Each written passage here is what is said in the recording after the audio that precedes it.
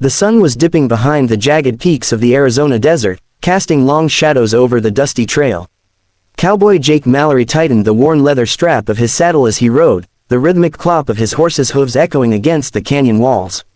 He had been traveling alone for days, chasing a lead on a lost herd of cattle, but what drew him deeper into the remote canyon that evening wasn't the promise of work, it was something he couldn't quite put his finger on. A gnawing sense of unease, perhaps, or maybe the subtle tug of fate that some people call destiny. As he rounded a bend, the sight that met his eyes made him halt mid-step. There, in a small clearing beside a trickling stream, was a woman. She looked to be in her late 20s, her long black hair partially tied back with strips of cloth, her clothes simple but neatly kept. What made Jake's chest tighten wasn't her presence, but the 3 children clustered around her. They were huddled close, their eyes wide and wary, and she was offering them a modest meal from a wooden bowl, her hands steady despite the obvious weariness in her frame. "Ma'am," Jake called, his voice low, careful not to startle her. "All 4 of you, come in." She looked up at him, startled at first, but there was no fear in her eyes, only a cautious curiosity. The children clutched her skirts, peeking out from behind her, their expressions a mix of hunger and hesitation. Jake dismounted slowly, keeping his hands visible and his demeanor calm. "I don't mean any harm," he said, his voice soft. "I saw you from the trail. Thought maybe you could use some company, and maybe a hand." The woman studied him for a long moment. Then, with a quiet nod, she gestured toward a small patch of shade under a lone mesquite tree. The children followed her lead, their tiny hands brushing against the dry earth as they moved. Jake set his hat down and reached into his saddlebag, pulling out a tin of dried beans and a small loaf of bread he had been saving for himself. "I reckon this might help," he said, placing the provisions beside her makeshift meal. The woman's eyes widened, and a flicker of emotion crossed her face, gratitude, perhaps relief, or maybe disbelief. She shook her head gently. "Thank you," she said softly. "But I have enough." Jake smiled, though there was a heaviness in his chest. "Enough for 3 children?" he asked. His tone wasn't confrontational, just earnest, a simple truth in the desert sun. She looked down at the children. "They are my responsibility," she said, her voice firm yet gentle. "Their parents, they are gone. I feed them, I protect them. I do what I can." Jake nodded, understanding dawning. There was a strength in her that he hadn't expected, a quiet courage that radiated from her every movement. Yet, as he glanced at the children, he saw the thinness of their limbs, the pallor of their skin, the subtle shadow of hunger behind their eyes. "Maybe I can help," he said, his words more a promise than a question. For the next hour, the desert seemed to hold its breath. Jake helped her gather firewood, filling in the gaps in her small shelter, while the children watched, their initial wariness slowly giving way to curiosity. He told them stories of the trail, of long rides under starlit skies, of coyotes howling in the distance and rivers that ran wild and free. The woman listened, her eyes scanning the horizon as if measuring the distance between safety and danger. As the sun dipped lower, casting a golden glow over the canyon, Jake noticed how fragile her world seemed. One misstep, one unexpected storm, one illness, and everything she had built could vanish in a heartbeat. He thought of his own life back in town, comfortable, predictable, but lacking the raw, unfiltered honesty he saw in her and the children. That night, they shared a meal together. It was modest, a few beans, some bread, and water, but the atmosphere was rich with human connection. The woman's name was Aylin, she said, which meant happiness in her language.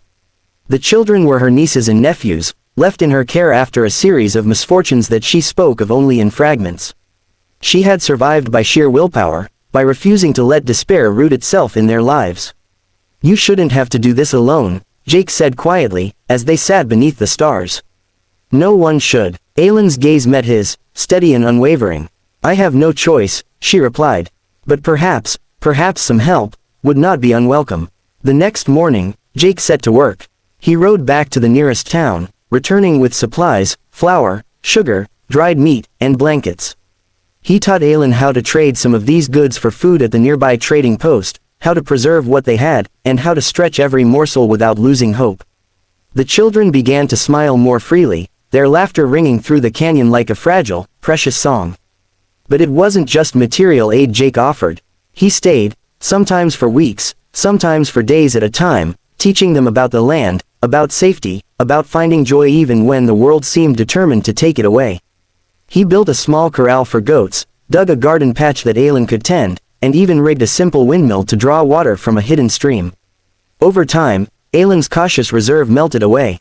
She laughed freely now, her voice carrying on the desert wind, and the children, once wary, reserved, hungry for trust, blossomed under the warmth of human kindness. Jake watched them, his heart swelling with quiet pride, realizing that this was the real work of life, not chasing herds or marking land, but touching souls and planting seeds of hope where despair once grew. Then came the day when the inevitable challenge appeared. A harsh winter storm rolled in unexpectedly, whipping the canyon with icy winds and drenching rain. Aylin and the children huddled in their shelter, fear etched on their faces. Jake worked tirelessly, reinforcing walls, keeping the fire alive, and making sure that no one succumbed to cold. The storm raged for 3 long days, and when it finally passed, the canyon was transformed, trees uprooted, paths blocked, and the small patch of garden destroyed. Aylin wept quietly, kneeling among the remnants of her work. Jake placed a hand on her shoulder. "It's not gone," he said gently. "It's just beginning again. We'll rebuild." And rebuild they did, together. The storm, though devastating, had revealed the depth of their resilience. Aylin realized she didn't have to face the world alone, and Jake realized that his life had been forever changed by the strength and spirit of a woman and 3 children who had found a way to survive against the odds. As spring arrived, the canyon bloomed with wildflowers and new life. The goats thrived, the garden grew, and the children ran through the clearing with laughter that echoed beyond the canyon walls. Aylin and Jake often sat together under the mesquite tree, watching the sun dip behind the mountains, sharing stories, dreams, and quiet moments of understanding. One evening, as the sky turned shades of pink and purple, Aylin spoke softly. "You came into our lives when we needed you most," she said, her voice thick with emotion. "You didn't just help us survive, you helped us live." Jake tipped his hat, feeling the weight of unspoken words in his chest. "All 4 of you, you've given me more than I could ever give in return," he said. "You taught me what it means to truly care for someone, to protect, to hope, and to love. That's more than any trail or herd could ever teach me." The children ran up to him, hugging his legs, their smiles radiant in the fading light. Aylin joined them, and for a moment, the world felt perfect, not because it was free from hardship, but because they had chosen to face it together. Months later, word of their story spread quietly through the nearby settlements. Neighbors came to help with tools, seeds, and supplies. What had begun as a solitary struggle became a small community, a testament to the power of compassion and human connection. Jake often thought back to the first moment he had seen Aylin feeding the children alone in the canyon. How fragile they had seemed, how isolated. And yet, in that moment, he recognized a truth he would carry for the rest of his life: kindness, when given freely, can grow into something immeasurable. It can transform despair into hope, hunger into nourishment, loneliness into family. And it often arrives from the most unexpected places, like a cowboy riding through a desert canyon at sunset. Years later, the clearing under the mesquite tree became a place of celebration. Birthdays, harvest festivals, and quiet evenings under starlit skies were shared by neighbors, friends, and travelers who had heard the story. The canyon had become more than a home, it was a sanctuary of human generosity, resilience, and love. Jake and Aylin never spoke of love in grandiose terms, their bond was quieter, forged in shared hardship, laughter, and the unspoken promise to always protect and nurture those who mattered most. The children grew up strong, resilient, and kind, carrying forward the lessons of empathy, courage, and the importance of community. And though life in the canyon continued to hold challenges, none seemed insurmountable. For all 4 of them, Aylin, the 3 children, and Jake, had discovered a truth that transcended the hardships of the world: when hearts open to one another, when hands extend in genuine care, miracles happen. On calm evenings, Jake would sometimes ride to the canyon's edge, looking back at the small clearing bathed in golden light. He would smile, tipping his hat to the wind, knowing that the simple act of stepping forward that day, seeing a woman and 3 children, offering them warmth and hope, had created ripples far beyond the desert sands. "All 4 of you, come in," he would whisper to the wind, a phrase that had become more than an invitation. It had become a promise, a declaration of unity, and a reminder that even the smallest acts of kindness could change the course of countless lives. And in that canyon, where the desert met the sky, and where human resilience met human compassion, life thrived, rich, full, and endlessly beautiful. Because sometimes, all it takes is one person to see the humanity in another, and in doing so, create a family, a home, and a legacy of hope that will echo for generations.